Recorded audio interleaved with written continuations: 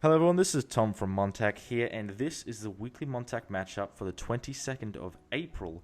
And joining me here today, we have former champion, the first European champion ever, ZweiStein. How are you doing here, sir? Hello, I'm doing good today. Just a normal day. Fantastic, as descriptive as ever. Let's get into these Exactly. matchups. We've got some phenomenal matches for you to have a look at. Right off the bat, we're going to see Dharma taking on Mini Smoke. Bit of an interesting matchup here. Dharma obviously because their brother has had a little bit of experience with bandits, could be swaying that way, and Mini Smoke obviously has a lot of experience with angels. It potentially could be a major clash of two of the most popular OTK decks. What are your thoughts on this? Yeah, I definitely think Damakos would go for something fast, Mm-hmm. because I know they used to use Sunwalkers a lot, and maybe they'd try the new Sunwalkers. Mm-hmm. Or they could go for bandits, like you said. And I think Mm-hmm. either way, it's going to be a really fun match between two very fast decks. Depending on what variant of Angel Mini Smoke is playing. Because Mini Smoke is playing a slower version of Angels, then I think he'll lose. He plays like the Angel OTK that you just set up turn 3 or 4 or whatever. Mm-hmm. I think, yeah, that'll win it. Ooh, interesting. All right. Okay, so the next matchup we got is Not a Not, rank 11, taking on Doozy, rank 13. Obviously, former champion Doozy.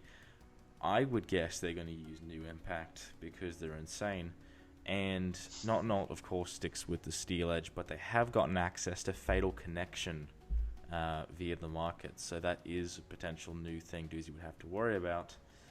Um, though Doozy has had a lot of experience recently with Terosians, so it's really about whether they want to take that chance, since they won't actually get to play in the Battle Royal until after this competitive match occurs, so they'll have no real knowing of if it's immediately playable impact for this matchup.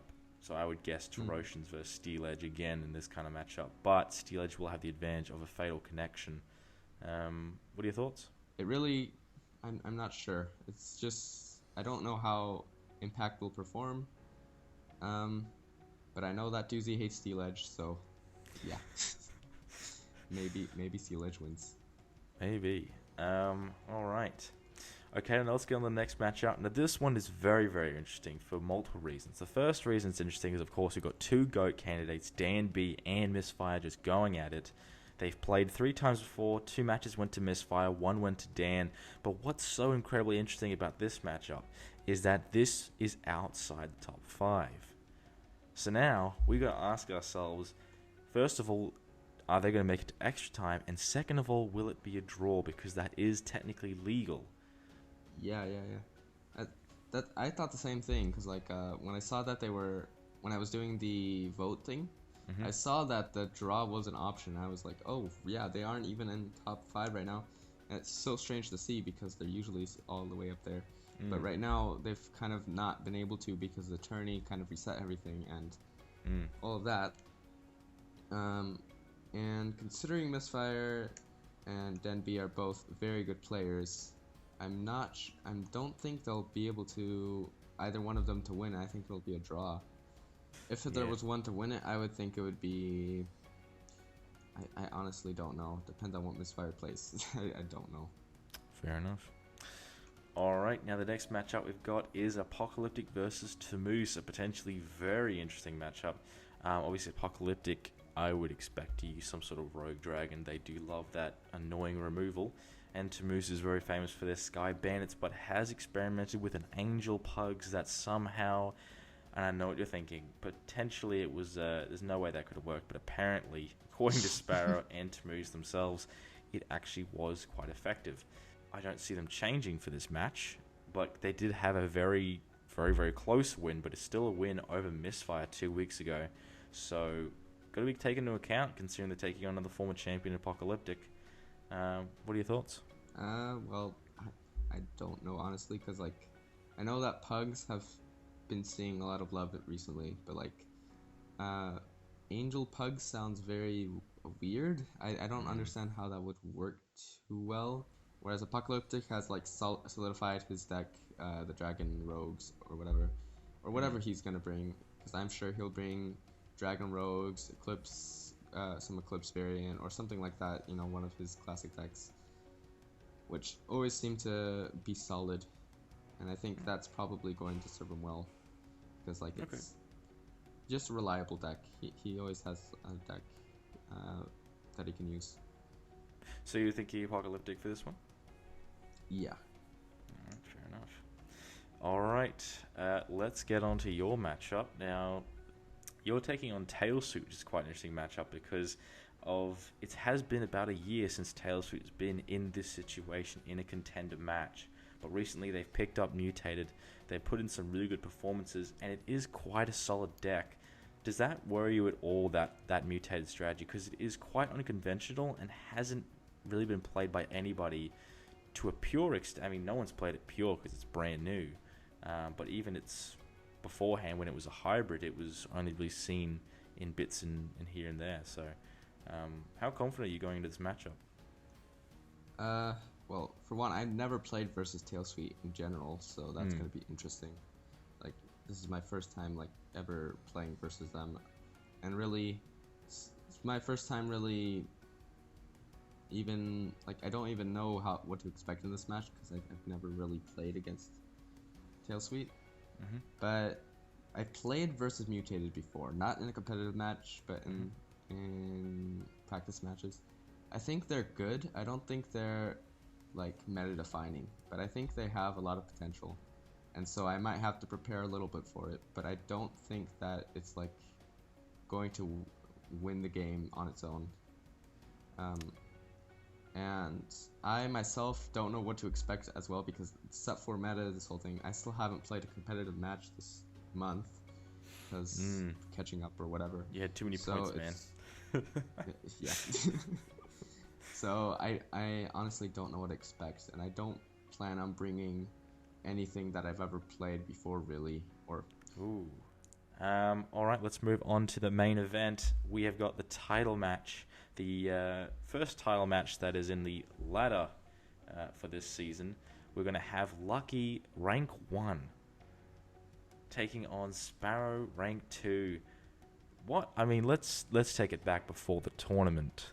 These guys were ranked maybe... I know Lucky was ranked 20. And I know Sparrow was like... Well, he wasn't ranked 20, but in terms of matchup-wise, they had 5 matchups that were in-game and I think one of them. Like, they were just... But things were, they turned it around in such a massive way, went completely undefeated the whole tournament. And Sparrow really turned it around as well. Obviously, they kind of were a winning one, losing one kind of situation before the tournament. And then suddenly they went on an absolute tear, just demolishing people. And even after, unfortunately not being able to make it through, you being one of the major factors why they didn't, they then go after the tournament to beat players like Charging Badger in an OTK strategy with Starlit Pugs, and then following that, they top that strategy by FTKing Apocalyptic they're basically their very first turn. So they're both these guys' growth is just insane to think about. Obviously, they've done a lot of practicing, they put a lot of effort in. Obviously you guys, these guys a lot because you played them a lot. What are your thoughts on this matchup? And do you think Sparrow's got the advantage, or do you think Lucky's got this down? Well, both of these guys I play a lot in practice matches. Like, Lucky I played a lot last month. Sparrow I played like at least 3 or 4 times by now this month. But one thing I've noticed that Sparrow is always coming up with like new ideas for coming up with some way to get some broken monster or to get some huge board.